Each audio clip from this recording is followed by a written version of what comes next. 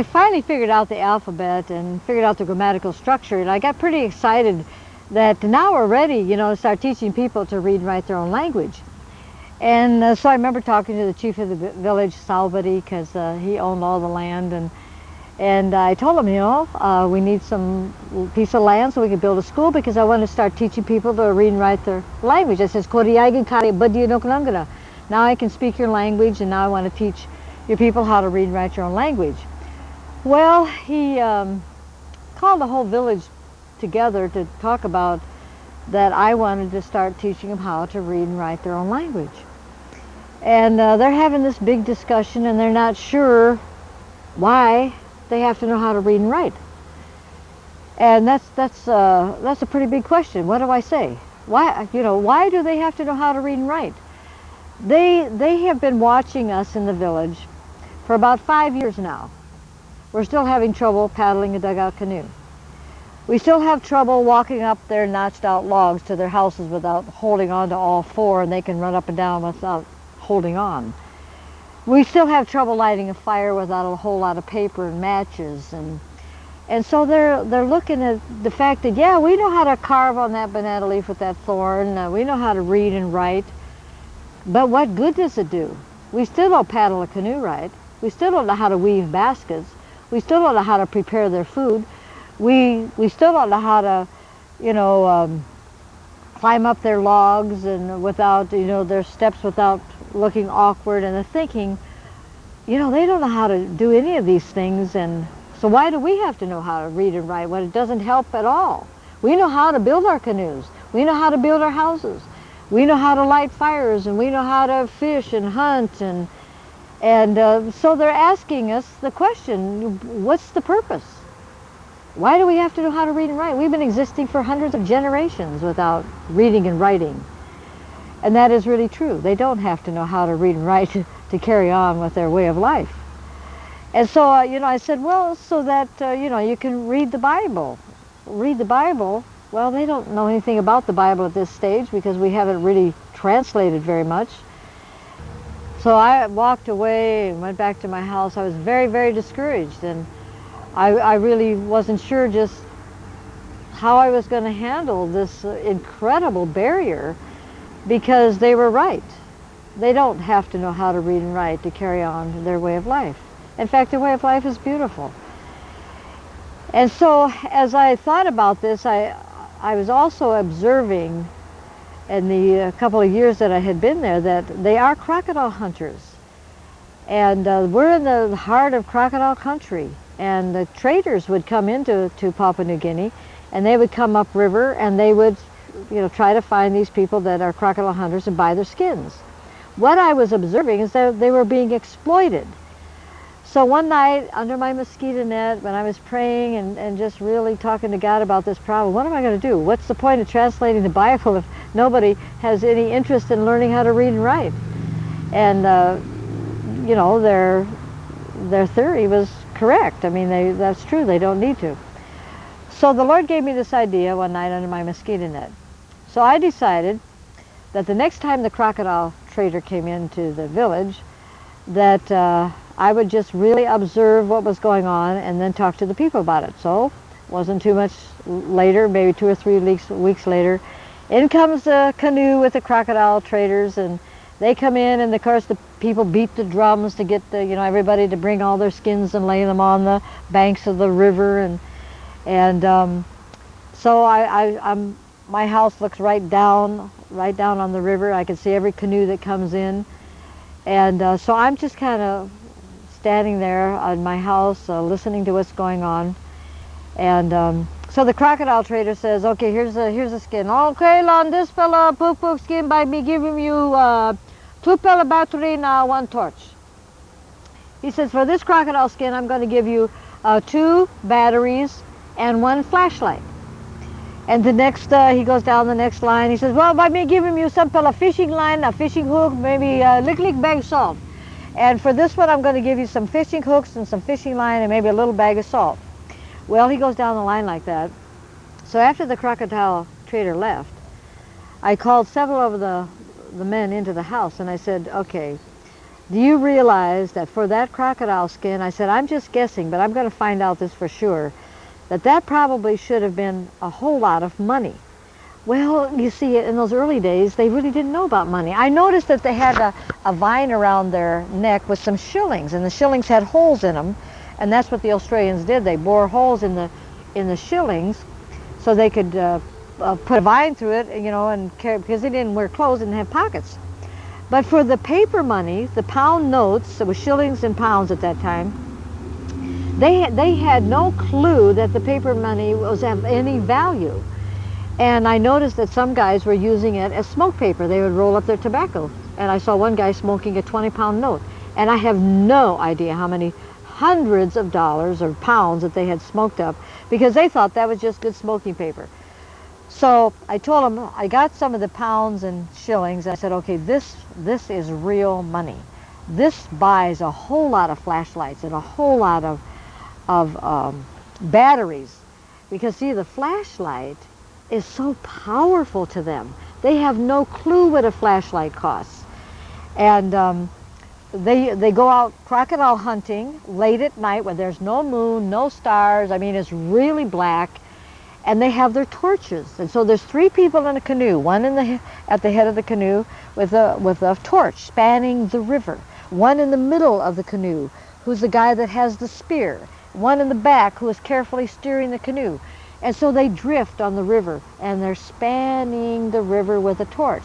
Well, a flashlight, you just, you know, click that little switch on, and it's a powerful light. And so they had no clue how much a flashlight cost. And so I got some flashlights. I said, well, this flashlight only cost, you know, 30 shillings. 30 shillings. I said, but this crocodile skin, I got a tape measure. I said, you know, you measure the crocodile skin. I said, I don't know how much it is per inch, but I'm sure this crocodile skin is worth hundreds and hundreds of those shillings. They are cheating you. They are tricking you. Well, then they got more interested in reading and writing. So I ordered a whole bunch of things from our store at Ukarumpa, you know, canned goods and machetes and steel axe and flashlights and batteries. And then I got all these denominations of money. And I found out from the government that they, you know, got a paper that told about what a crocodile skin is worth. And I know that the government would be very unhappy if these people were being exploited. So we turned over these old canoes underneath my house, and I had this plywood that I painted green, and I started to write figures up on the board, and I had all this laid out, and I told them all to bring crocodile skins, different sizes. I ordered 2 dozen tape measures. I ordered calculators, and I had the government thing, and I had the young guys with me that I've been teaching a little bit of math to, and they just love math. So I started with numbers. I started with money. That's not very spiritual, but that's how I started. And started to write all this up on the board. Okay, I measured the crocodile skin. I wrote these figures on the board. Of course, they had no clue what any of it meant. I read the paper. I said, it's this much, and times so much per inch. And I said, this skin that you just brought me, that I just measured, looked at the government paper, that was $450. $450. He gave you a flashlight. Okay, here's a flashlight. This flashlight, look at the price of this. This flashlight is 3 shillings. 3 shillings. I said, you're being exploited. Well, I'm telling you. So I started to work with the young fellas that were really sharp with math, and they loved numbers. So I started with, instead of reading, we started with math, and they were fascinated by that. But in order to read the government sheet, they had to know how to read and write. So there were 12 to 14 or 12 to 20 some boys that I was working with at first. Paul Hooney was one of the main fellows. So one day we're up translating in my house, and we see the crocodile traders come into the village. And I said, okay, Paul, let's just watch this scene for a minute now. This was like 6 months, 7 months later. And so they got all the crocodile skins, laid them down along the banks of the river. And the crocodile trader said, okay, on this pela pukpu skin, by me giving you 1 pela torch, 2 batteries. And he said, I'll give you 2 batteries and a flashlight and salt or some fishing line. And so I said to Paul Hooney, I said, Paul Hooney, are you ready to go down and talk to that crocodile trader? Because, you know, he's tricking your people. And I think you understand enough that you could probably talk to him and let them know that we know how to count and we know how to read. So anyway, he said, "Me no ga afraid, kara na dit kara mega nangaga." And so he got the calculator, put it in his pocket, got the tape measure, put it in another pocket, got the government paper, headed down to the shore where the crocodile traders were. Anyway, he was probably about 13, 14, nobody knows how old they are. Anyway, he went up to the crocodile trader and he said, "Excuse me, master. Excuse me, master. I think this little fashion you make him know people will be, emi no straight. What you're doing to my people, that's it's not right. You're tricking my people." And I heard up from the house, I was looking down and I could hear everything, and I heard the crocodile trader say to Paul Honey, "You fancy mouse belong you no got one pill of savvy, you all the same jungle monkey." He said, "Just shut your mouth.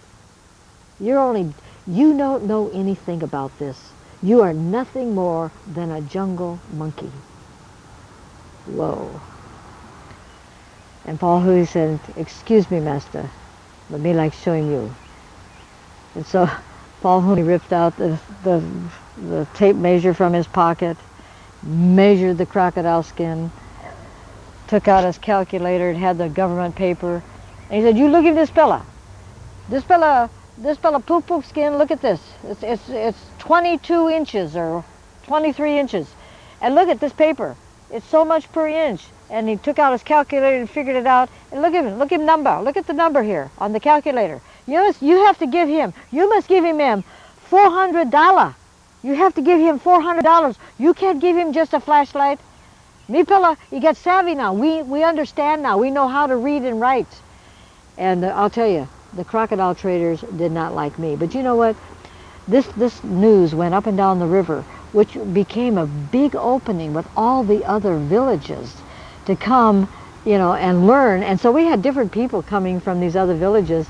And I had actually had Paul Honey just teach the class how to measure your crocodile skins and what money was worth. And I'll tell you, there's nobody that's going to go into that village and exploit those people because they know how to read and write. They know about how to count money. They know they're very good at math. And I think that every mission organization, I think that, you know, we really need to make sure that when we minister to these people with the gospel, that we also need to teach them so they aren't going to be exploited. We need to just do the holistic approach at every phase of their life, and this is what we focused on. And it was one of the greatest breakthroughs when it came to reading and writing. And after that, we have over 200 people coming to our classes, and a lot of it was with math. But you know, in order to do math, you have to know how to read and write. And so now they understand that, and the message has gone up and down the river. Not only how to count and how to read tape measures, but with the gospel of the Lord Jesus Christ.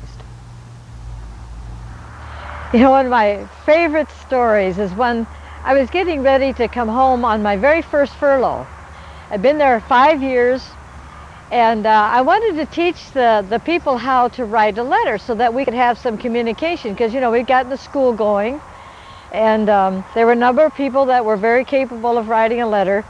But of course, they didn't know what letters were all about, and I had to explain it's you know, a way to talk to somebody. Just write some news, and then if you put a stamp on it like that, it'll get on a plane and it will come all the way to the United States of America. Well, you know, at that point they really didn't know where the United States of America was. We didn't have a map up.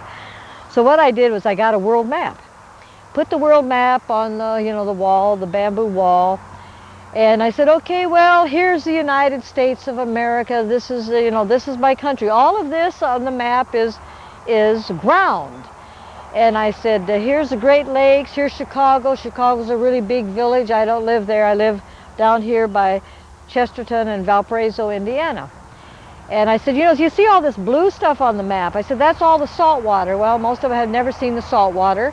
And I said, over here is Australia, that's your mother country, and there's Africa. And so I went through all the countries, and I said, you know, I said, basically, I'm about 12,000 miles away. Well, you know, they didn't know how to count, you know, basically, they usually just count up to 20, that all the men's fingers and all the men's toes.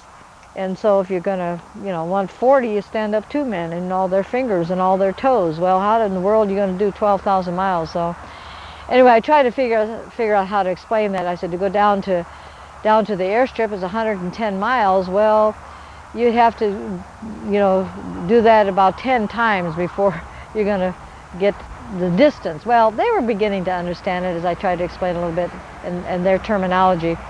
And I said, but you know, if you have the stamp on here, this will fly. It will get there. So I taught them how to write letters, you know, and they didn't have a calendar. You know, they didn't know there were 7 days in a week and 4 weeks in a month and 12 months in a year, you know, just high water, low water. Anyway, so they're kind of fascinated with the calendar. I said it'd be nice to have the date on it, but I know that they'll get that mixed up because if they don't exit off, and if they can't remember if they exit off, they won't know what date it is anyway. So I passed out a whole bunch of these aerograms, you know, and we started to teach them how to write a letter. So they were doing fine. I said, you know, just give me the news, you know, who got married, who died, who was born, and, you know, is it high water time, all that kind of news. We listed all the kind of things that I'd really be interested in. And so they were doing well. I mean, their writing is like carving. I mean, they do very well in writing. So I left 200 of these aerograms with the village people. Self-addressed, my address at that time was Rural Route 7, Valparaiso, Indiana. And gave them the stamps. And I said, you know, this is the ticket. This is how it gets on there. You don't have the stamp on it, it won't fly. It won't get on the plane. And so they thought, well, if they could put one on their forehead, maybe they could get on the plane too. I said, no, it doesn't work that way. Anyway, so I went through all that, came home. I was home about a month and a half, and I got all 200 aerograms. They wanted to see, you know, how this was going to work. Well, just to back up a little bit, before I actually left the village, the big men came into the village, and they had this really big worry in their throats.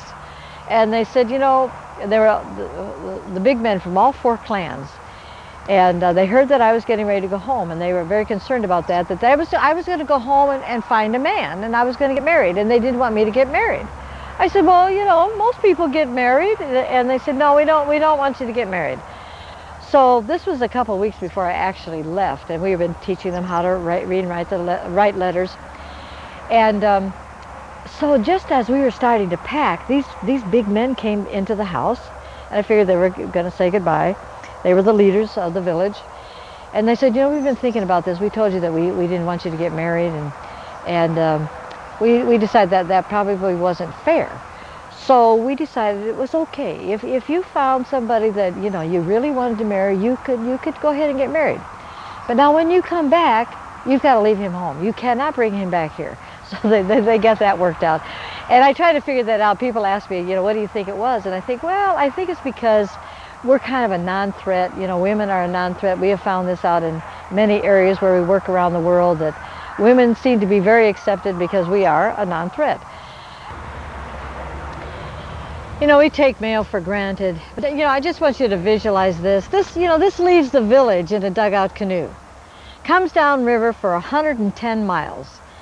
And it comes to a little patrol station, and then when a little plane comes, they put the mail on this little plane, and then it flies all across New Guinea to the capital, Port Moresby. Then it changes hands, and they put it in a different bag, and then this gets in another plane and goes all the way to Sydney, Australia. They throw out the mail, sort it all out, put it in another bag, and then it goes in another plane. Big plane flies across the salt water, the Pacific Ocean, to Los Angeles. They throw all this mail out again, sort it all again, put it in another bag. Then it flies off to Chicago, sort it all out again, and put it in another bag. Then a truck drives to Valparaiso, Indiana. Throw the mail out again, sort it out again. Then they put it in another little mail bag, and in a little mail truck that comes right down this country road, right to my mailbox. Wow.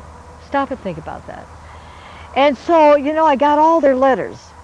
And I was only home about a month and a half. All 200 and some letters come. You know, they all came within about 1 week. All 200 aerogram letters in within 1 week. Well, they just wanted to see how this was going to work. And so I wrote back to them and I said, I got all your beautiful letters, and I'll send you some more aerograms, and I'll send you some more stamps. And they wrote back to me and they said, Marilyn, we had no idea. We had no idea that you were so well known throughout the whole world. Well, you know, I have no intentions of telling them otherwise. But, you know, I just want to read one of the first letters I got, and I translated back into English. And this is so delightful. And, you know, their carving, their writing is beautiful. But anyway, the letter goes like this. Nugak Avu, good morning, Mama Marilyn, in the name of our Lord Jesus Christ. This is my first time to carve a letter on a banana leaf. My hand is not good, and I do not know how this banana leaf will ever find you. But you told me that if I put this stamp on, it would be able to fly to you and find you. So my first talk to you is this. The big men in the village have this worry in their throats. The worry is about you, that you may want to get married while you're at home. They said, they said, you should not do that. Do not give your name away. That would not be good. So, Mama Marilyn, do not let men grease you up. You know, this is interesting. Grease you up, that's the same as butter you up. You know what? Men are the same. I don't care if they're in the jungle or in the United States. Men are all the same. Do not let men grease you up. Be strong. You must come back here to finish carving Papa God's talk on the banana leaf. That is very important. So, Mama Marilyn, do not think about men. That would be bad. Well, that's not bad advice. This is all the talk that I have for you. My talk is finished. God bless you. Your brother and helper in the work of giving us Papa God's talk in our own language, Paul Hooney. Isn't that a delight? Maybe you'll never take mail for granted again after hearing that story.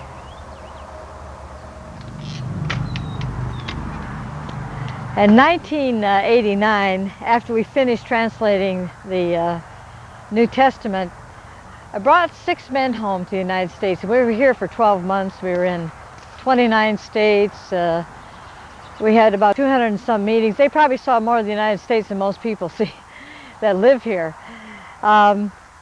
Anyway, when it was getting ready for them to go back, I asked them, you know, what they thought of the United States.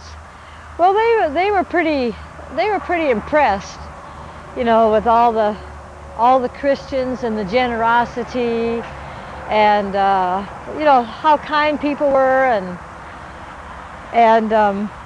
but they said, you know, the thing that we feel is that you don't have any freedom.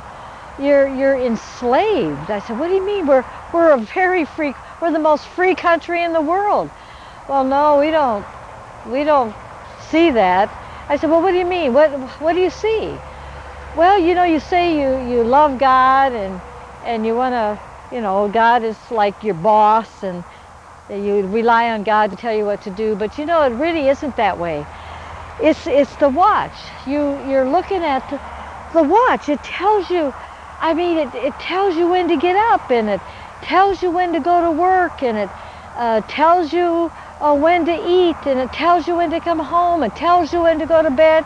You know, Marilyn, sometimes we're only late about 5 minutes, and it makes you real, you know, upset, and there are a whole lot of 5 minutes in one day. Just throw it away. We don't like to watch. It controls everything. And you know, they don't go by time. You know, when they would come, when I was first in the village, and they would say that we're going to come and teach you some language, they'll say, well, we'll come when the sun is about right here, or the sun is here. Well, you know, if it's a cloudy day and they don't see the sun, so they wait till the next day, that's no big deal. Anyway, it's probably true. We do look at it hundreds of times a day. And I remember we were going through Arizona, and I was driving the van. We were pulling a little trailer, and we were running late, and I had to go to the bathroom. But I looked at the watch, and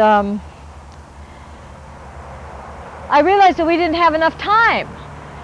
And so I said, oh no, we don't have enough time to stop. I don't have enough time. And they said, what? You don't have enough time? That is the dumbest thing that we have ever heard. Just throw it away. Well, they said, you know, in the United States, you're really controlled by three things. Definitely the watch. The other thing that controls you, and this will just kind of blow your mind, they were so fascinated with the stoplights. And they said, the stoplights, yeah, the stoplights. You know, no matter where we go, here are these lights. They have three colors. When it's red, all the cars stop. I don't care if it's Los Angeles, it's Miami, or Chicago, New York, all the cars everywhere look for the light to tell them what to do. Then when it's green, then all the cars go. Now, with yellow, they don't, you know, nobody knows what to do with yellow. Marilyn, sometimes when it's yellow, you speed up and you get through the yellow light. Sometimes you slam on the brakes and you stop. Nobody knows what to do with yellow. Just get rid of the yellow. You don't even know what to do with the yellow. The other thing that controls you people here in the United States is money. And you know, Marilyn, we don't need watches. We certainly don't need stoplights. And we don't need money. And we will never be controlled by all those things. Well, it's probably pretty true. The other interesting thing was that, you know, we stayed in a lot of homes because there were 6 men and then my sister and myself. And so we definitely couldn't afford motels. So we were in some pretty nice homes, and the fellas didn't want to really be separated because, you know, some of them didn't really know English that well. And so we stayed in pretty big houses and some very, very beautiful homes. And they noticed that their houses are just filled with all kinds of stuff. And so we'd get into these homes and they would ask, well, you know, what is this hanging on the wall? Well, it's it's a picture. I know, but they'd say, well, what is it for? I said, you know, it really isn't for anything. It's you know, you like to look at it. And then they find other things hanging on the wall, and they said, well, what's this hanging on the wall? I said, well, it's you know, it's hard to even explain what it is. It's, you know, it's stuff that we like to just enjoy to look at. And they're thinking, well, you're hardly ever here to look at it, so, you know. And then there's all these trinkets that are on the, you know, tables and little knickknacks here and there, and they'll pick up one of these things. Well, they say, well, what's this? What's this? I said, you know, it's a trinket. Well, what's it for? You know what? It's not for anything. It's just we like to look at these. These are pretty things. It's you know, it's an aesthetic thing. Well, they didn't understand all that, but our houses are just full of stuff. And then I remember we were in one home, and it was the pastor's house, and so 2 of the fellows were pastors that were with us. They had been to Bible school. And so we were talking, and one of the guys said, you know, the churches in the United States must really be very, very wealthy. I mean, have a lot of money. And the pastor said, well, why do you think our churches have a lot of money? Well, you know, all that 10%, the 10%. And so the pastor said, well, you know, most of our people do not give 10%. And all these guys said, what? They don't give 10%? Well, aren't they breaking the rules? Aren't they breaking the rules? Yeah, I do think we do break the rules. It's interesting when we started to get our program really developed and a lot of our people trained, we would pay our workers. We started a trade store, so we paid our workers. Some of the people that were doing the sawmill, and some people that were cutting grass in the airstrip, and the teachers, and so we always, you know, always followed what the minimum wage in New Guinea was. And when we first got there, it was like 40 cents a day. And of course, like the guys that were helping me, and so you come to the end of the week and they got $2. Well, the pastors all agreed that anybody that's working in the program had to give their 10%. And so we put the money in envelopes and put their name on it, but before they could leave the house, they had to go present their envelope to the pastors, and the pastor took out the 10%. And they followed that even up to today, and this is like 38 years later. They're still giving their 10%, and we had over 100 and some workers. Today the minimum wage is about $2 a day. And I remember before I left New Guinea, after I finished, they had decided to put a new roof on the church instead of a thatch roof. And they wanted a metal roof so they could catch rainwater for drinking water, and that cost over about $3,000. And through their 10%, starting off at 40 cents a day, they bought the entire, roofing for the church. And so that was a very, very powerful lesson. And the other thing is, what I found very interesting is that people, when we were in the homes, people would ask them, well, what do you fellows do for fun in the village? I mean, what is your recreation? Do you have games that you play, or what do you do for fun? They really couldn't understand